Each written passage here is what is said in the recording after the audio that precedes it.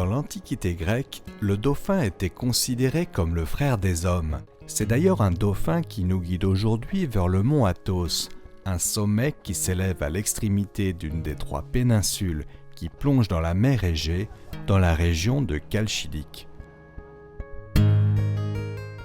Baigné par les nuages qui masquent son sommet, le mont Athos l'est aussi par le mystère qui entoure la montagne sainte, peuplée de moines depuis le haut Moyen-Âge.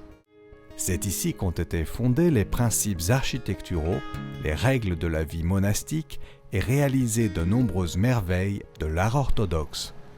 Austère, fier, puissant et mystérieux, le mont Athos porte en lui une part de l'âme grecque. Thessalonique, la capitale de la Macédoine, est la 2e ville de Grèce. Cette métropole d'1 million d'habitants est à la fois un grand port industriel et une ville étudiante. Comptant parmi les plus beaux vestiges romains du pays, l'arc de Galère célèbre ses victoires remportées sur les Perses. Mais avant de tomber sous la férule des Ottomans, Thessalonique fut aussi un des grands foyers de diffusion du christianisme en Orient. Les mosquées et autres bains turcs disséminés dans la vieille ville nous indiquent que jusqu'au XXe siècle, Thessalonique était même une des cités principales de l'Empire ottoman. Kemal Atatürk, le père de la nation turque, était d'ailleurs un enfant de Thessalonique. Ce n'est en effet qu'en 1918 que la Macédoine rejoignit la Grèce. Des centaines de milliers de Turcs sont alors expulsés de Grèce et autant de Grecs installés depuis des siècles en Turquie se réfugient en Grèce.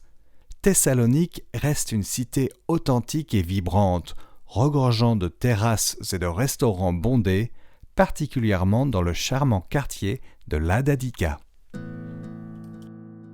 Rares sont les endroits où les merveilles façonnées par la nature et celles nées de la main de l'homme se conjuguent avec tant de magnificence. Bien avant de découvrir les premiers monastères qui coiffent le haut des pitons rocheux, lorsqu'on s'en approche depuis la plaine de Thessalie, le massif des météores fascine le regard.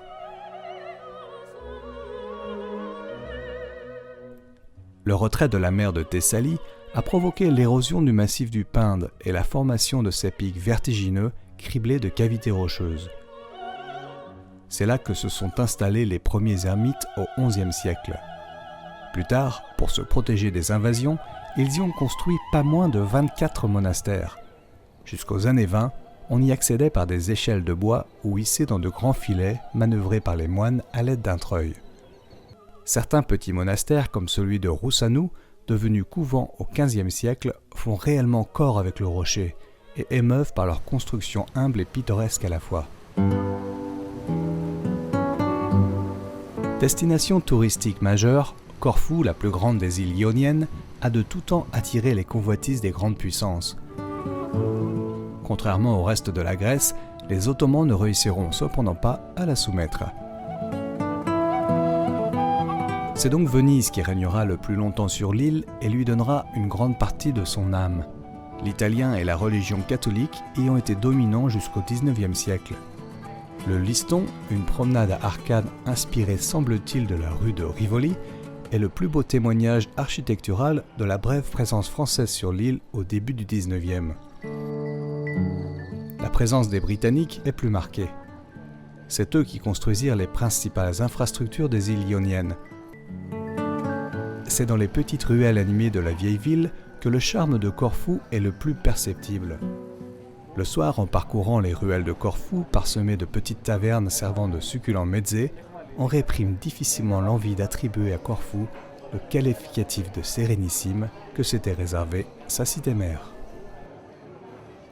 Corfou, la méditerranéenne, fut très tôt un des lieux de villégiature favoris de l'aristocratie européenne. De nombreuses villas ont été construites aux environs de Corfou. L'une d'entre elles, le palais de l'Aquileion, fut construite pour l'impératrice d'Autriche, la fameuse Sissi, à la fin du XIXe siècle. Corfou est l'île la plus verte et mieux préservée de Grèce. Sa partie nord, vallonnée, regorge de champs d'oliviers et alterne les plages et stations balnéaires.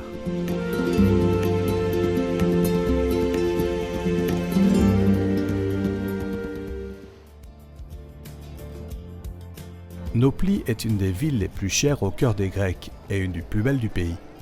Première ville libérée du joug ottoman en 1822, elle fut aussi capitale de l'État grec de 1829 à 1834. Du haut de la magnifique forteresse de Palamidie, construite par les Vénitiens dans les années 1710, la vue sur la péninsule de l'Argolide est époustouflante. Au-delà de ces monuments, c'est l'ambiance de Nauplie qui séduit la plupart. Maritime, fleurie, décontractée, découpée par de charmantes ruelles aux façades colorées et aux balcons en fer forgé, Nauplie accueille aussi beaucoup d'étrangers, d'artistes et d'artisans. Les Jeux Olympiques sont certainement un des liens les plus étroits entre la Grèce ancienne et le monde d'aujourd'hui. C'était le centre religieux le plus important de la Grèce ancienne et se trouvait dans un endroit isolé et neutre. Et on s'en servait pour essayer d'unifier les Grecs qui étaient éparpillés dans le monde entier, dans des colonies, sur des îles isolées ou dans des villes-États indépendantes. Et l'idée était de se servir de la langue et de la religion commune pour leur enseigner une vie pacifique sans la guerre. Tout autour du temple de Zeus, le site d'Olympie a conservé les vestiges du gymnase où les participants s'entraînaient et étudiaient, car la Grèce antique prônait la recherche de l'équilibre entre le corps et l'esprit. Et c'est bien sûr le stade qui captive l'imaginaire olympique. L'entrée en pente douce devait faire son effet sur les participants, découvrant le vaste terrain autour duquel s'asseyaient des milliers de spectateurs masculins.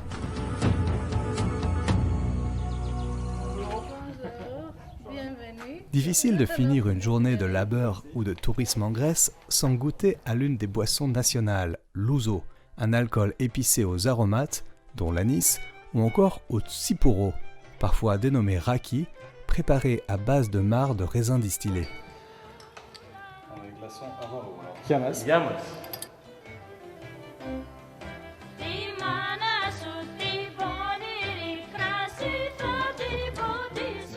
À Épidore, nous retrouvons l'Antiquité classique à travers un sanctuaire comparable à celui d'Olympie. Ici, ce n'est pas Zeus, mais Asclépios, le dieu guérisseur qui était célébré. Avec le temps, Épidore est devenu une sorte d'hôpital. Les patients qui attendaient l'incubation pouvaient aussi assister à des représentations théâtrales, car le clou de la visite à Épidore est son magnifique théâtre antique, qui a servi de modèle dans toute l'Antiquité. Outre ses proportions à couper le souffle, le théâtre d'Épidore possède une acoustique exceptionnelle.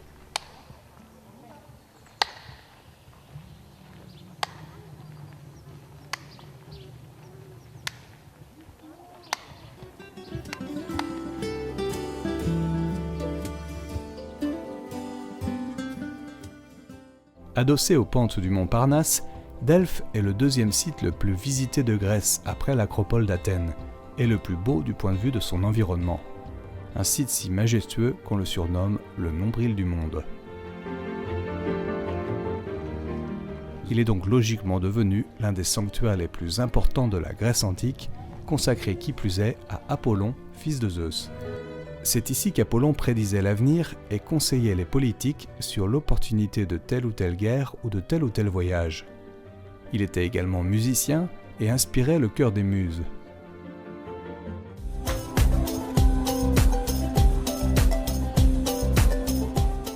Athènes conjugue deux rôles qui tendent à se confondre, celle de phare de la Grèce antique et capitale de la Grèce moderne. Fondée aux environs du 7e siècle avant Jésus-Christ, il a fallu 2 siècles à Athènes pour atteindre un niveau de prospérité qui allait surpasser celui de toutes les autres cités-États. C'est notamment grâce au commerce avec ses nombreuses colonies qu'elle va asseoir ce dynamisme. On lui doit aussi d'avoir poussé le plus loin le régime politique de la démocratie. À l'intérieur de l'acropole, le Parthénon, temple consacré à la déesse Athéna, est considéré comme le plus élégant et le plus majestueux des temples de la Grèce antique. L'acropole recèle d'autres merveilles, comme le temple d'Athéna Niké ou encore l'Érectillon, un des derniers temples construits. C'est du haut de l'acropole qu'on a la meilleure vue sur un des seuls quartiers réellement touristiques d'Athènes, le Plaka. Merci beaucoup. Merci beaucoup. C'est un lacis de ruelles attachantes bordée de jolies maisons basses. On y trouve des dizaines de tavernes, des bars où se presse la jeunesse athénienne, mais aussi des ruelles hors du temps qui rappellent les îles grecques.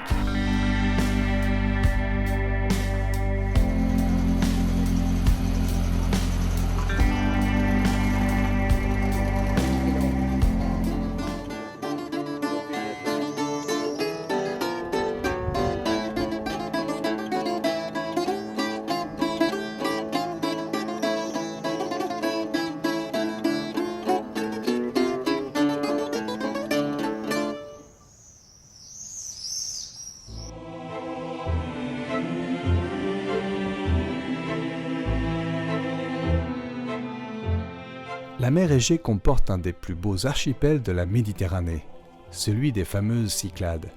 Ces îles aux noms mythiques, comme Mykonos, Délos ou Amorgos, furent au cœur d'une civilisation dont Santorin était la capitale.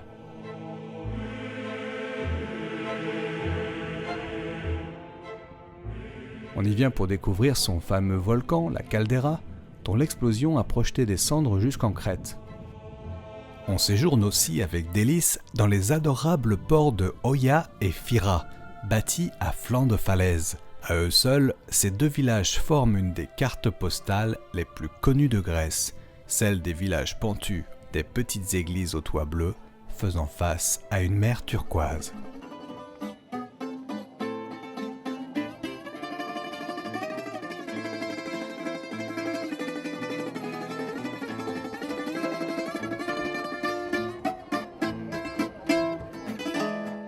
Mais il y a bien d'autres richesses à découvrir à Santorin, et notamment ses vins, produits depuis l'Antiquité et considérés comme les meilleurs du pays.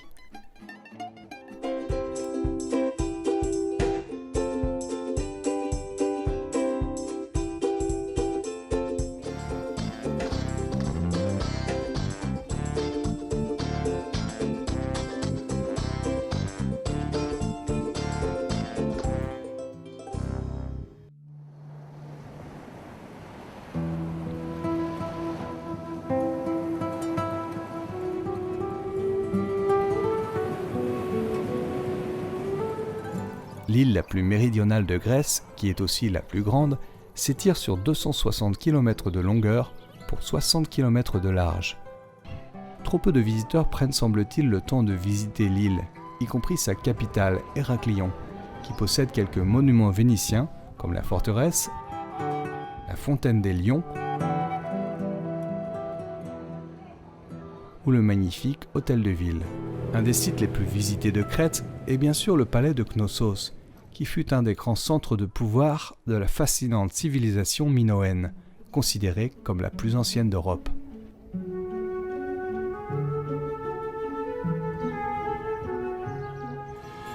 Mais la Crète recèle d'autres joyaux, comme la magnifique ville de la Canée, un véritable concentré de Grèce. Son vieux port vénitien est signalé par un magnifique phare du XVe siècle. C'est également ici que se trouve la mosquée des Janissaires, à 2 pas des arsénaux vénitiens. La Crète de l'intérieur, plus secrète, dégage un charme qui rappelle celui des villages corses. Le temps patine les murs d'une main de maître et suspend soudain son vol.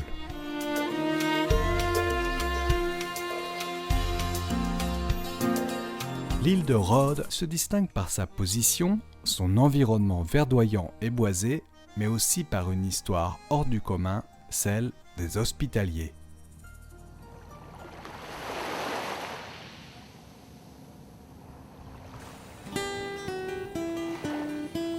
C'est en effet à Rhodes que les chevaliers de l'ordre de Saint-Jean, chassés de la Terre Sainte puis de Chypre, s'installèrent en 1310.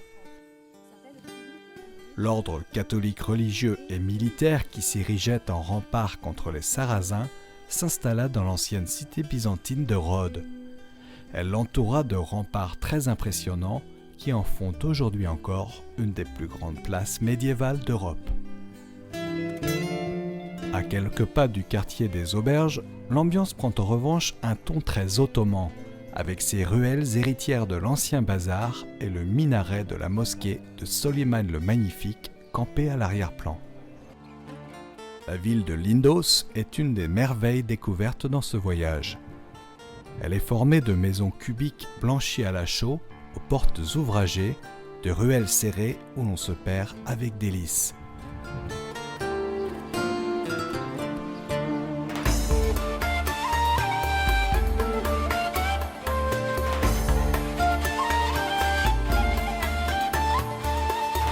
La ville est surmontée d'une acropole perchée à 120 mètres de hauteur. Ses remparts byzantins protègent un temple antique dédié à Athéna qui surplombe fièrement la Méditerranée.